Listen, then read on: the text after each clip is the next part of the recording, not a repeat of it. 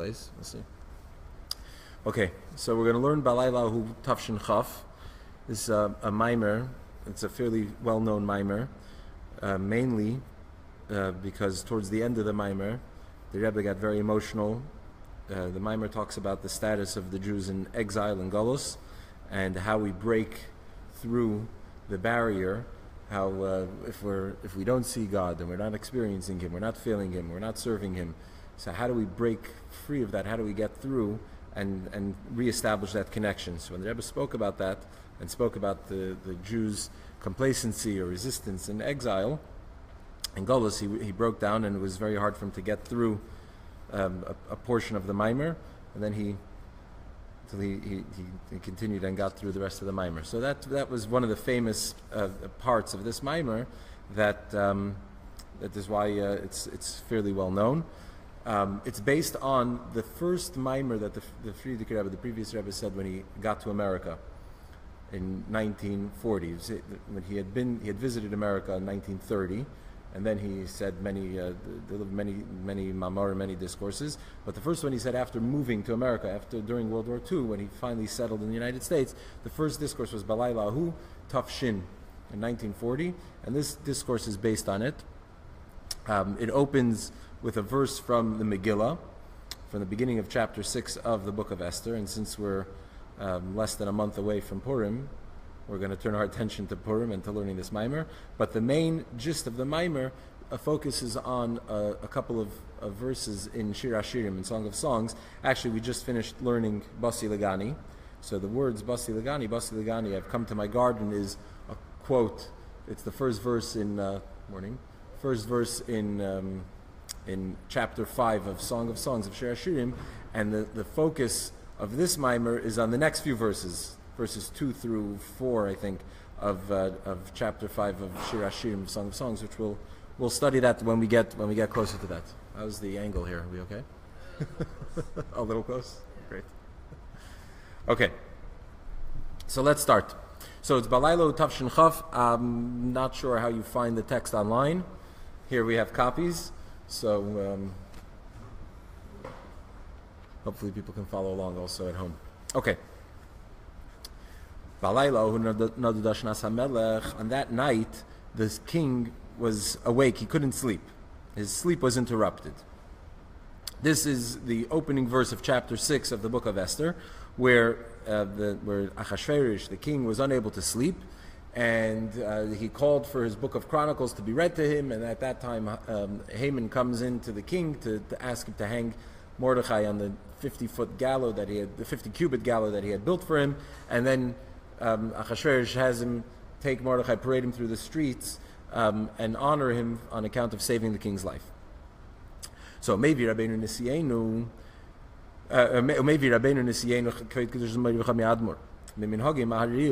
so the Frierdiker Rebbe, the previous Rebbe, brings in his discourse, as we mentioned before, from Tafshin, from 1940, what the custom that's brought from the Maharil, who wrote extensively the many customs of Germany, and it was brought to the Ramah quotes him extensively. He's a primary source for a lot of the customs and practices today. So he brings from the Maharil. The Maharil says, "The Balaila Hahu tzarich lahagbias kailoi b'kriyasai lefishazel takfei shel nes." That when the reader is reading the Megillah and he gets to Balaila Hahu, he has to raise his voice. When he gets to Balaila Hahu, why do you raise your voice at Balaila Hahu? Because it's takfei shel nes. That's sort of the crux, or the main part, the turning point, and really the peak of the miracle. But yeah, maybe the turning point is better. Yeah. So that's the practice, that the Balaila Hahu, the king not being able to sleep, that's takfei shel nes, that's the turning point, that's the main part of the miracle, and that's why you have to raise your voice. So Makshal says, so the previous Rebbe asks, the l'chayra harei takfei shel nes utachnunei Esther v'chol onyam shasasa k'dei levatal sagzeira. You would think that the turning point is really Esther interceding by the king, coming into the king and making the meals for the king, the parties, and then begging the king, revealing her identity to the king. That would seem to be the miracle. Even just the fact that Esther was in that position seems to be the miracle. Why? What does it mean that the turning point was this? Somehow relates to the king not being able to sleep at night. So maybe so the Friedrich Rebbe brings an answer to the question. The Isa b'Yalkut, it's brought in the Medrash. The Yalkut Shemaini. That when it says that that night the king's sleep was interrupted, whose sleep? Who's the king that we're referring to? We're referring to Malka Shalom, the king of the world. We're talking about God. In general, we know that the Megillah doesn't contain God's name at all, but whenever it says Hamelech, the king without any name, that is a reference to God, who's hidden in the book. Also, we find Achashverosh. Even Achashverosh is a reference to God. The Achir Sveresh Shaloi, the one who owns the beginning and end, who is infinite, who's endless. But that's so. When it says that the king's sleep is interrupted, we're talking about God.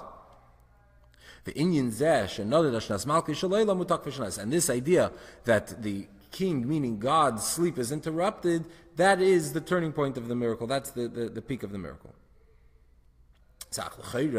However, this doesn't seem to answer the question. Besides not answering the question was, why is this interrupting the sleep the turning point? There seems to be a much more important part of the story that turned the tables in the book of Esther than the king not being able to sleep. So how does the fact that it was the God that it's God that couldn't sleep, that somehow makes it more central to the miracle, to the plot? It doesn't seem to answer that. But not only that, to the contrary, that gives rise to a new question. How is it possible that there should be sleep in reference to God? We know the verse says, the guardian of Israel, that God neither slumbers nor sleeps. So if God doesn't sleep, how is his sleep interrupted? He doesn't sleep. So number one, we didn't answer the question, why is it that this is the most significant part of the miracle? And number two, even if we're referencing God, we're saying that it's God that didn't sleep. How is it that we say that God sleeps in the first place? So if you've we'll understand it based on what the verse says, that just as water reflects a person's face back to him.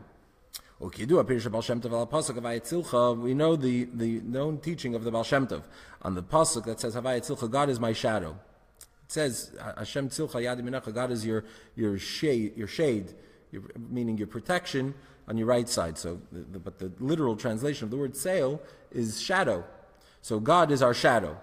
What does that mean? Just as the shadow mimics man, when you move around, the shadow copies what you're doing. So too, God is our shadow. In other words, what does it mean that God is our shadow? That based on how we behave down here, that's how we are treated from above. So God mimics our behavior. When we behave a certain way, God reflects that back to us just like a shadow that mimics the movements of men. Now, this teaching of Baal Shem Tov is not exactly revolutionary, because it has a source in the Zohar.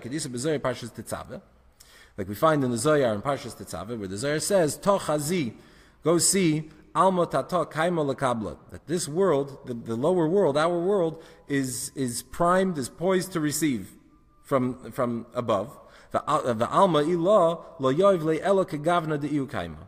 And the Alma Allah, the higher world, it only gives the lower. The lower world is primed to receive from the higher world, and the higher world gives it the way it's in its status. Meaning, if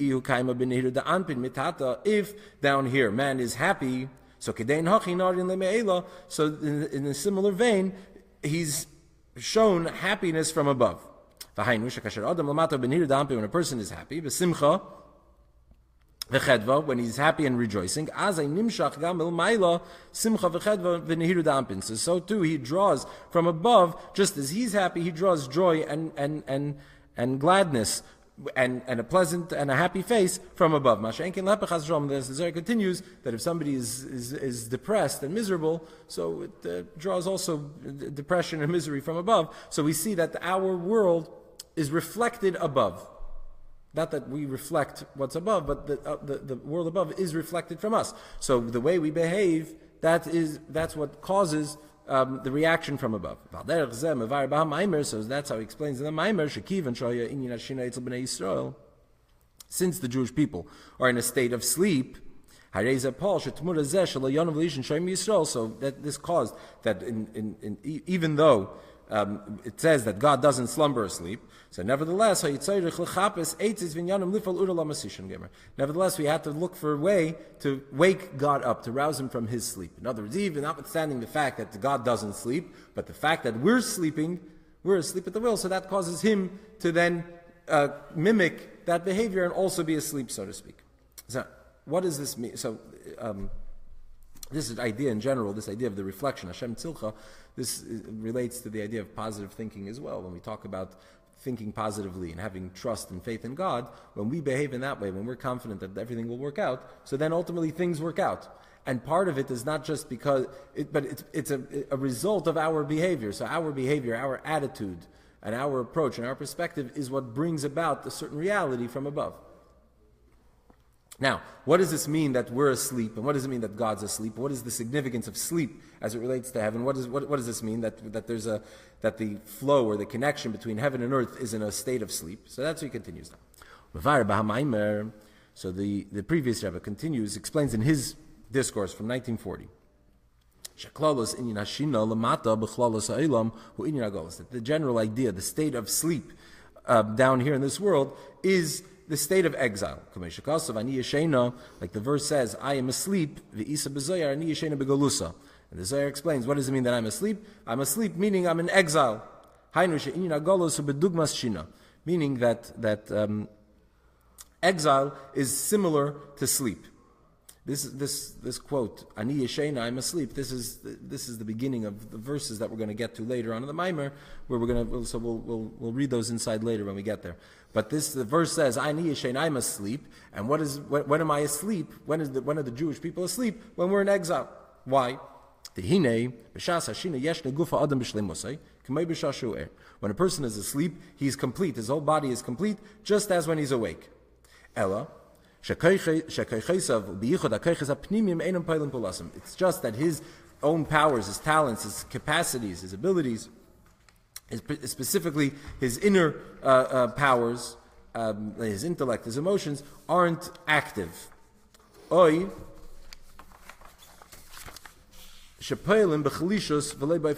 either not active, or they are active but in a very limited way. A little bit more in detail, sleep begins with closing of the eyes.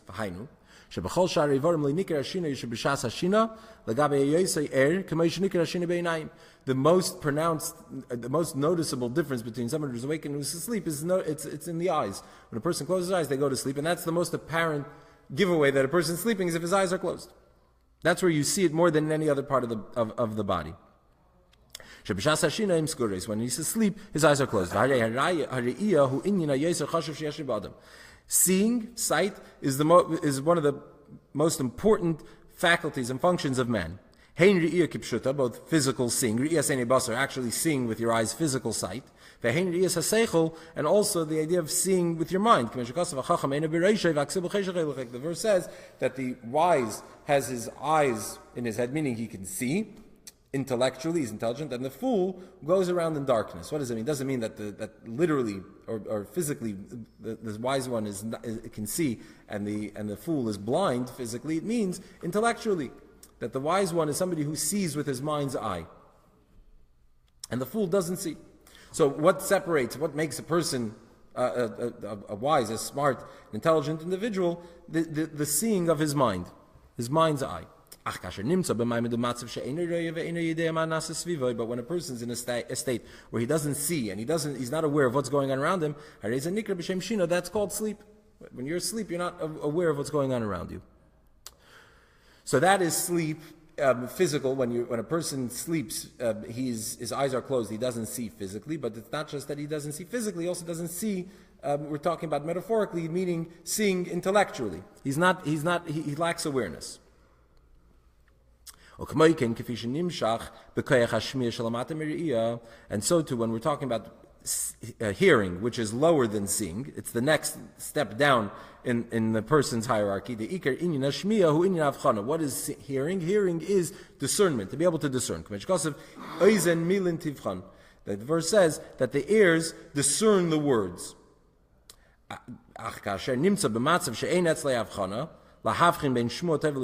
when a person is lacking this discernment, when a person doesn't hear, meaning he can't distinguish between something good and something bad, this is a state of sleep. So you have seeing and you have hearing. Seeing is seeing with your mind, being able to understand something, and hearing represents discernment, being able to dissect it, to analyze it. So we're going to get to soon, Chachma and Bina. The idea that a person's intellectual faculties can be compared to hearing and seeing. Seeing is a deeper understanding and an assessment of something, and hearing is a processing of that understanding. So when a person is not seeing and is not processing, so that's the state of sleep. And the same is true with regard to all the faculties of the soul, that none of them are activated during the time of sleep.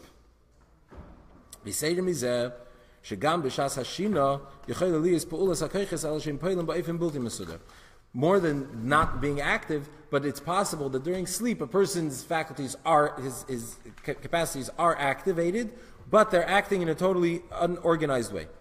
That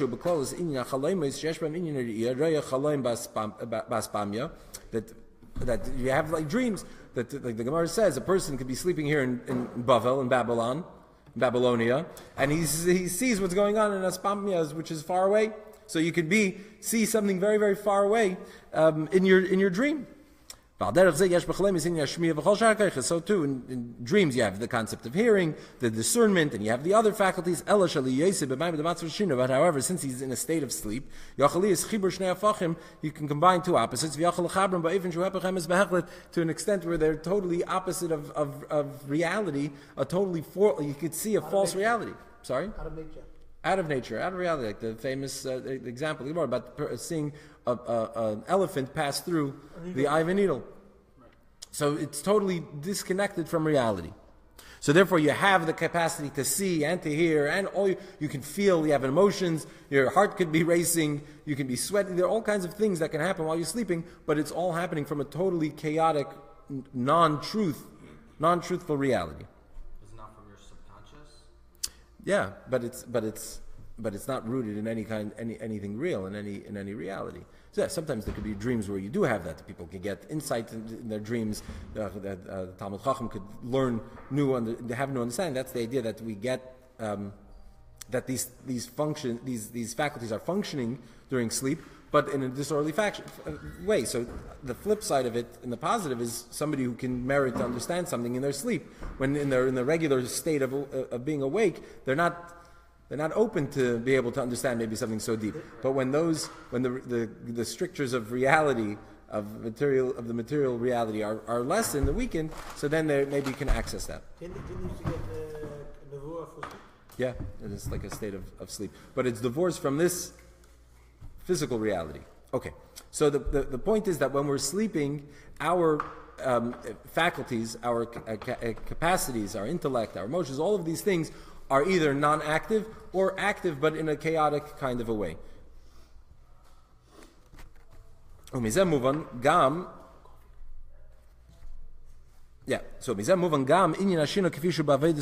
same thing is true with regard to sleep as it is in our divine service. In other words, we're talking about physical sleep, but the same thing is true with regards to our serving God. What does it mean that we're asleep and we're in our service of God? The verse says, lift your eyes heavenward and see who created these. Shema Yisrael Havai Elokeinu Havai Echad. So you have to hear, right, O Israel, God is our God and God is one. So you have Su'umar Meinechem Ru'u. You have the idea of lifting your eyes to see God, and you have Shema Yisrael, hear God. In fact, actually the word Shema Yisrael, the word Shema is a Rashi Tevis for Su'umar Meinechem.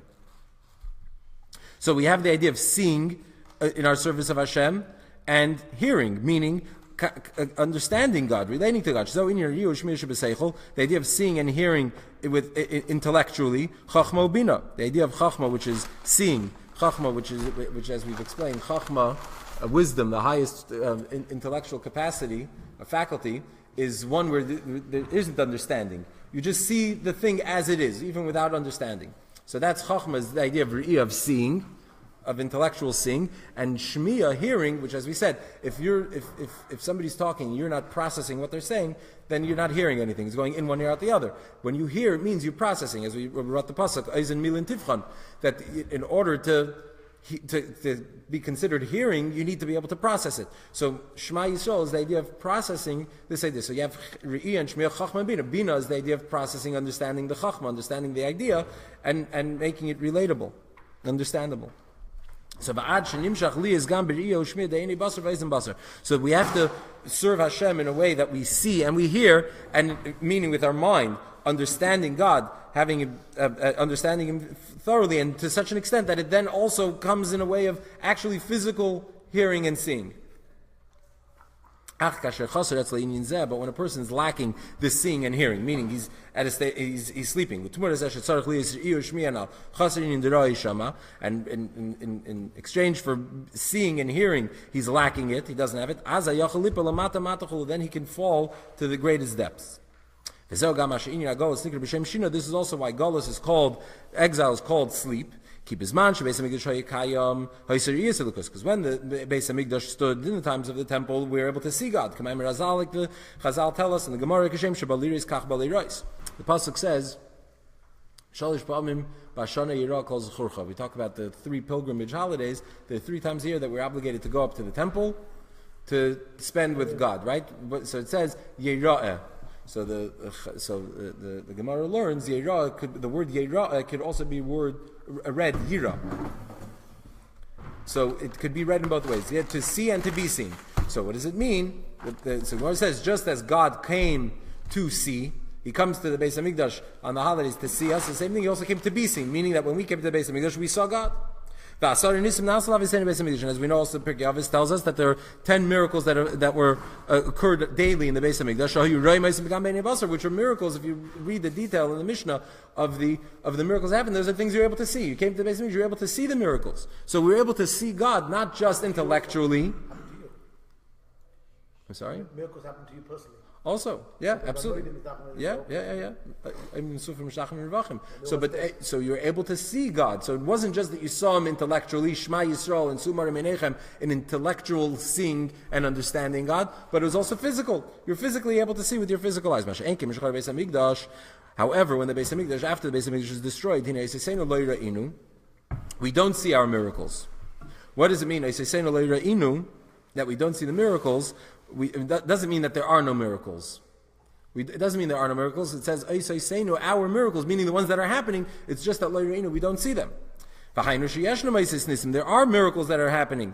We just don't see them. As the Gemara says, the one whose the miracle is performed for doesn't feel the miracle, doesn't sense the miracles that are happening to them. So in other words, that the time... Yeah. So since, as we quoted earlier from the Baal Shem Tov, Havayit Silcha, God is our shadow. And what does that mean? So just as the water shows you your reflection. So the same thing is with the heart of God, of man, meaning God who's on the throne of glory, to man down here in this world. Just as with the shadow that reflects, that mimics our movements. The same thing is, God mimics our behavior. So since we are in a state of sleep, meaning we don't see and we don't comprehend God and godliness, so therefore that causes that notwithstanding the fact that God's eyes are always turned to the righteous and His ears are always attuned to their cries, so God's eyes are constantly scanning the whole world. He's always watching. And the same thing is true with regard to everything where we talk about God's supervision, God's involvement and oversight over what's going on. So notwithstanding all of this, the fact that God's always watching and He's always seeing, He's always scanning, etc., notwithstanding that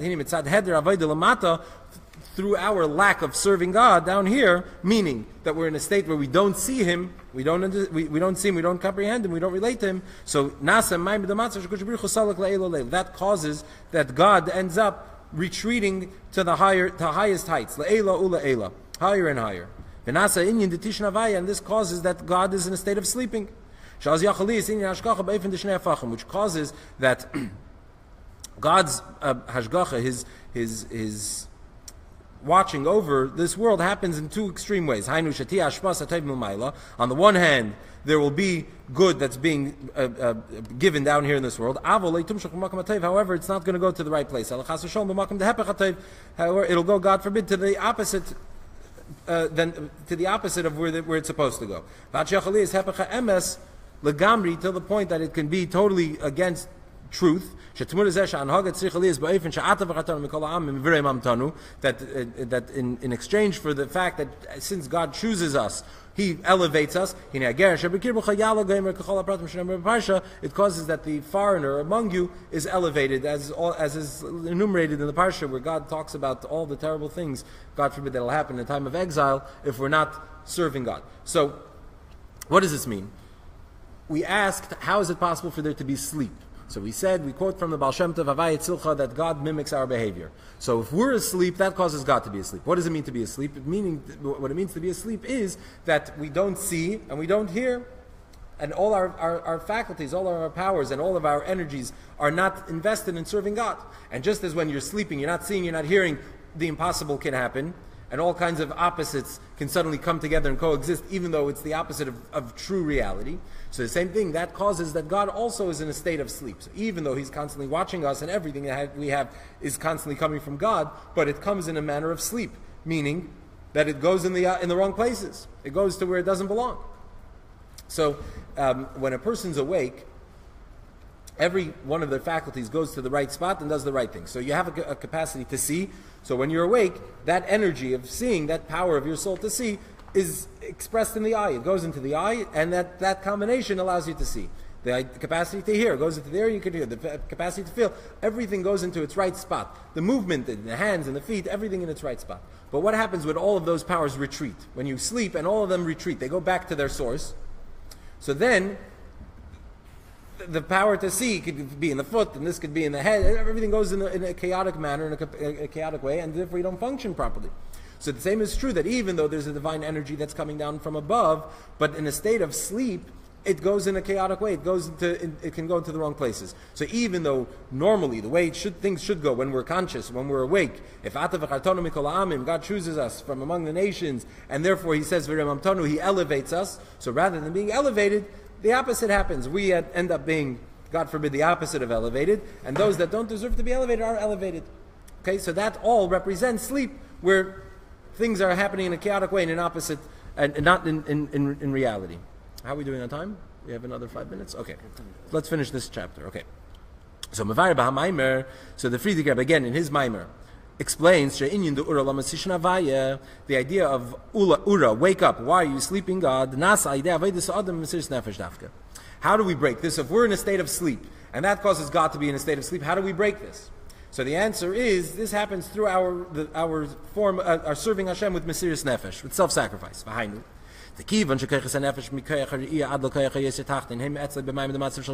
Since a person's functions, his capacities, his abilities are all in a state of sleep, so you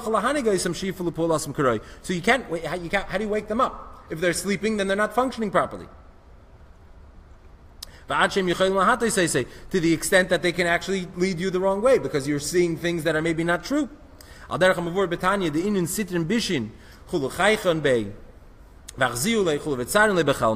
the Alter brings in Tanya, that the other side, once we're in a state of sleep and we've gotten a hold of, that the other side, the unholy, has gotten a hold of us, so then it distorts us, it seduces us, it moves us, and it bothers us, and it's like in a state of dreaming where it takes us in all the wrong directions. So we can't necessarily trust our instincts when our instincts are asleep. So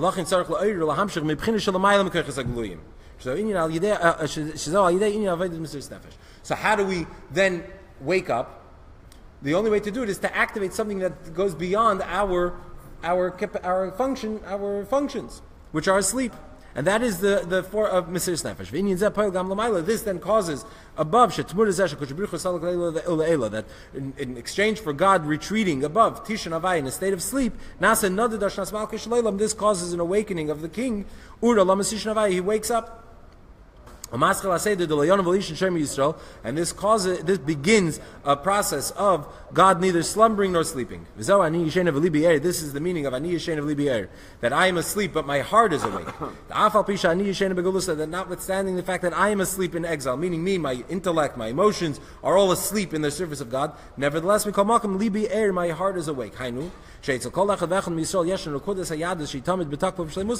person has the essence, that spark of their essential Jew that's within them, that's always intact, it's always complete and always perfect. This is the idea of Mesiris Nefesh, of sacrifice. And therefore, even above, this in turn causes that God's heart is also awake. That the King of the universe, who's the heart of the Jewish people, God is the rock of my heart, He is my part, and my God forever. He is awake, my heart, meaning God is awake. He neither slumbers nor sleeps, and He guards Israel. So we have to explain what this means, that through self-sacrifice, first of all, why is it that when we're asleep, we could access this idea of self-sacrifice? Mesiris Nefesh is available to us when our emotions and our intellect in serving God are asleep, they're not functioning. How is it that we can wake up that part of us? And also, why is that cause that then God does the same thing? And then he says also the idea of Ani Yishen of Libi Er. We're going to talk next week. We'll look into the psukim. We'll look into the psukim inside and see the idea that Ani Yishen of Libi Er, I am asleep but my heart is awake. So the simple meaning in the pasuk, or the way it's explained in Chazal, is that I am asleep but my heart, meaning God is awake.